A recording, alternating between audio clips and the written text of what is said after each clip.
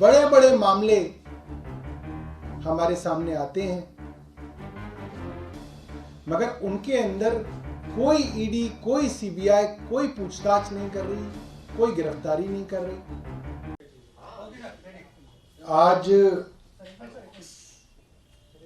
पूरे हिंदुस्तान में चर्चा है कि दिल्ली के मुख्यमंत्री अरविंद केजरीवाल जी को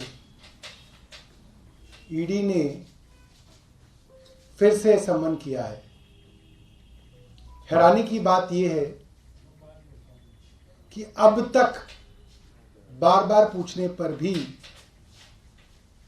ईडी ने या केंद्र सरकार ने यह नहीं बताया कि वे अरविंद केजरीवाल जी को किस हैसियत से बुला रहे हैं। ना वो गवाह हैं, ना वो अभियुक्त हैं। ईडी ने अब तक साफ नहीं किया। टाइमिंग पे भी सवाल उठते हैं। ठीक लोकसभा के चुनाव से पहले जब सारे दल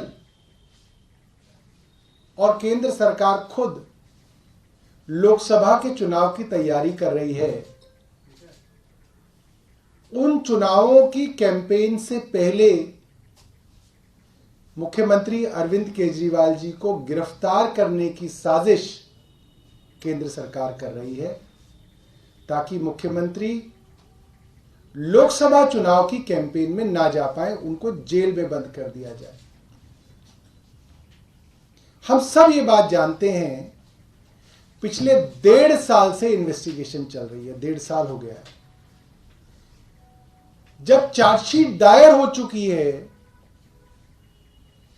चार्जशीट के बाद इस स्टेज पे अरविंद केजरीवाल जी को क्यों बुलाया जा रहा है? आपकी इन्वेस्टिगेशन तो 1.5 साल से चल रही है, आपको 1.5 साल बाद याद आया?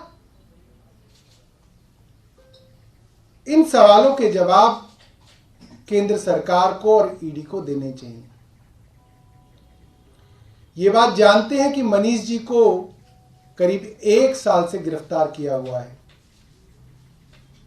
उनके खिलाफ कोई सबूत अदालत में पेश नहीं कर पाए हैं। आज नहीं तो कल मनीष जी निर्दोष साबित होंगे और रिहा होंगे। ये बात केंद्र सरकार भी जानती है। इसलिए सोचा जा रहा है कि किसी तरीके से अरविंद केजरीवाल जी को भी इस मुकदमे में गिरफ्तार कर लिया जाए। हम सब ये चीज देख रहे हैं कि देश के अंदर जितने भी अपोजिशन पार्टी के लीडर्स हैं, उनको किसी ना किसी मामले के अंदर ईडी द्वारा गिरफ्तार करने की कोशिशें हो रही हैं। और आए दिन भारतीय जनता पार्टी के नेताओं के खिलाफ बड़े बड़े मामले हमारे सामने आते हैं, मगर उनके अंदर कोई ईडी, कोई सीबीआई, कोई पूछताछ नहीं कर रही, कोई गिरफ्तारी नहीं कर रही। जिन बड़े बड़े नेताओं के खिलाफ भारतीय जनता पार्टी ने कैंपेन चलाया, भ्रष्टाचार के खिलाफ कैंपेन चलाया, चाहे वो शुभेंदु अधिकारी हो, टीएमसी में थे, भ्रष्टाचार का कैंपेन चलाया, भारतीय जनता पार्टी में आ गए। मुकुल रॉय हो, कैंपेन चलाया गया, कहा गया मुकदमे किए जाएंगे, वो भी भारतीय जनता पार्टी में आ गए, सब मामले समाप्त हो गए। हेमंत बिस्व शर्मा हो, पेमा खंडू हो, नारायण राणे हो, छगन भुजबल हो, अजीत पवार हो, प्रफुल्ल पटेल हो, जो जो लोग भारतीय जनता पार्टी में आते जा रहे हैं, उनके खिलाफ फिर मामले सुनाई देने बंद हो जाते हैं। ये पूरा का पूरा मामला राजनीतिक है और अरविंद केजरीवाल जी को लोकसभा की कैंपेन से रोकने के लिए प्रायोजित है। धन्यवाद। सौरभ जी, पहली बार जब ईडी का समन आया था, उसके जवाब में आप लोगों ने ये पूछा था कि किस हैसियत से बुला रहे हैं, लेकिन ये भी कहा था 5 राज्यों में चुनाव होने वाले हैं। अब फिर ये कहा जा रहा है कि लोकसभा के चुनाव होने वाले, तो ऐसे तो देश में चुनाव होते ही रहते हैं। नहीं, लोकसभा के बाद कोई चुनाव नहीं है, कोई विधानसभा का चुनाव नहीं है। कहाँ है? हरियाणा का चुनाव तो देर है, बिहार वो का तो चुनाव देर में, तो बहुत देर में। तो लोकसभा चुनाव के बाद अरविंद केजरीवाल जाएंगे, ईडी के समन का जवाब मतलब जाएंगे। अभी मैंने आपको बताया कि ईडी ने अब तक नहीं बताया कि उनको वो किस हैसियत से बुला रहे हैं, गवाह की हैसियत से बुला रहे हैं, एक्यूज की हैसियत से बुला रहे हैं, ऐसे ही बुला रहे हैं, ये ईडी बताए। सौरभ जी, कानूनी किस तरह की आपको राय मिली है, क्योंकि एक सीमा तक ही आप नोटिस के ऊपर ना जाए, तो क्या कब तक स्किप किया जाएगा?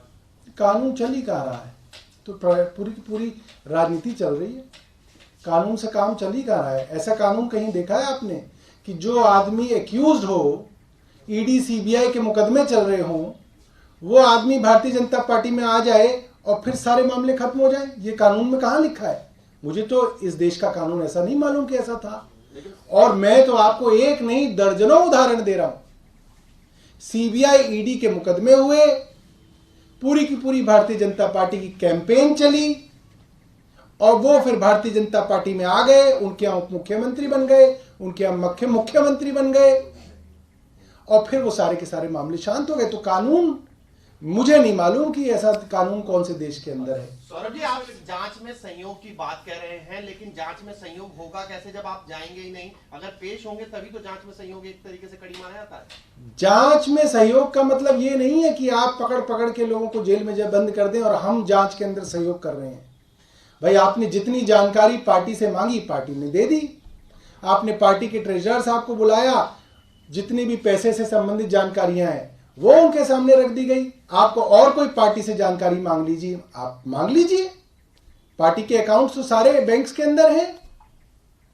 सारी जानकारी जो है ईडी इतने 1.5 साल से पूछताछ कर रही है, एक एक आदमी को बुला के उन्होंने पूछताछ कर लिया, पोस्टर लगाने वाले आदमी तक को पकड़ के उन्होंने पूछताछ कर ली, और कितनी जांच करेंगे? सौरभ जी, लेकिन अब अगर हम टेक्निकलिटीज पे बात करें, 3 समन के बाद ईडी के पास पावर है कि वो अरेस्ट कर सकती है। हमने देखा हेमंत सोरेन सुप्रीम कोर्ट तक गए थे और वो इसमें जो है अभी तक उनको सुप्रीम कोर्ट से एक तरह से राहत मिली, वो स्किप करते जा रहे हैं सब। देखिए, टेक्निकलिटी ये क्या है मुझे इसकी जानकारी नहीं है, मगर टेक्निकलिटी तो कानून का ही एक सब टॉपिक है कि कानून की टेक्निकलिटी।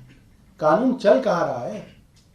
कानून होता तो भारतीय जनता पार्टी में शामिल होने के बाद भी कानून अपना काम कर रहा होता।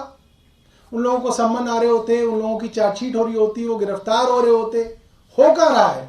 तो खुल्लम खुल्ला है, कोई लाग लपेट नहीं है भारतीय जनता पार्टी की तरफ से कि वो इसको छुपाने के लिए झूठे को ही सम्मन दे दें अपने आदमी को ना।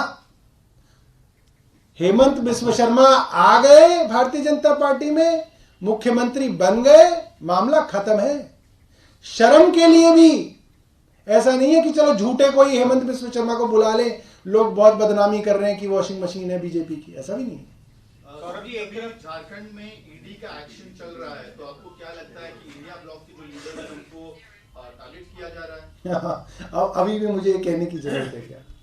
बीजेपी ने, मैं आपको ये कह रहा हूं कि किसी अपोजिशन लीडर के यहाँ, किसी अपोजिशन पार्टी के यहाँ छापा पड़ना, इसकी स्पेस तो अखबारों को रोज शाम को वैसे ही रख लेनी चाहिए। उसमें बस भर देना चाहिए, अच्छा झारखंड में झारखंड डाल दो, अच्छा बंगाल में बंगाल डाल दो, अच्छा वहां पे आ गया दिल्ली के अंदर, अच्छा पंजाब के अंदर, वो नाम भर दिया करो। रोज आप एक कॉलम जो है उसके लिए बचा के रखिए। सर, एक दूसरा मामला है और पहले बहुत बड़ा मामला हुआ था सीए वाला। अब ये कहा जा रहा है कि लोकसभा चुनाव से ठीक पहले गृह मंत्रालय इसको नोटिफाई करा सकता है और एक तरफ राम मंदिर भी चल रहा है, तो क्या लगता है लोकसभा चुनाव से ठीक पहले सीए को लागू क्यों कराया? अब अगर मैं कहूंगा कि लोकसभा चुनाव से पहले क्यों किया जा रहा है, तो मेरे दूसरे मित्र कहेंगे अरे चुनाव तो देश में चलते ही रहते हैं। ये सिर्फ कहने वाली बात नहीं है। अयोध्या की डेट लोकसभा चुनाव से पहले क्यों है, सीए की डेट लोकसभा चुनाव से पहले क्यों है, और मुख्यमंत्री अरविंद केजरीवाल को लोकसभा के चुनाव से पहले क्यों बुलाया जा रहा है, ये समझते सब लोग हैं। मगर प्रश्न पूछने वाले प्रश्न पूछ लेंगे, अरे साहब अब नहीं तो तब हो जाएगा, तब नहीं तो अब हो जाएगा। अरे इससे बड़ा चुनाव कोई ना देश में कोई। क्या आप लोग सुप्रीम कोर्ट या कोर्ट जाएंगे क्या? क्योंकि आप लोग लगातार अरे हमारी पार्टी तो कोर्ट में ही रहती है ज्यादातर समय। तो जाएंगे इस मामले में? अब बचा क्या है इस देश के अंदर? कोर्ट कचहरी ही बची हुई है और कुछ बचा ही नहीं है। तो क्या आप जाएंगे इस मामले में? आप देखेंगे वकील साहब क्या बताएंगे। अच्छा, अभी तो आप लोगों की कोर्ट में है, आप बताओ फैसला। सर अभी बीजेपी ने ट्वीट किया है, उन्होंने कहा है कि अरविंद केजरीवाल ईडी से डरते हैं, उन्होंने मनीष सिसोदिया और संजय सिंह को अकेला छोड़ दिया है। तो क्या बोलूं मैं इस पे, बताइए। तो भी आपकी प्रतिक्रिया होगी। उनके पास कोई काम कोई ना, भारतीय जनता पार्टी के पास। हाँ जी।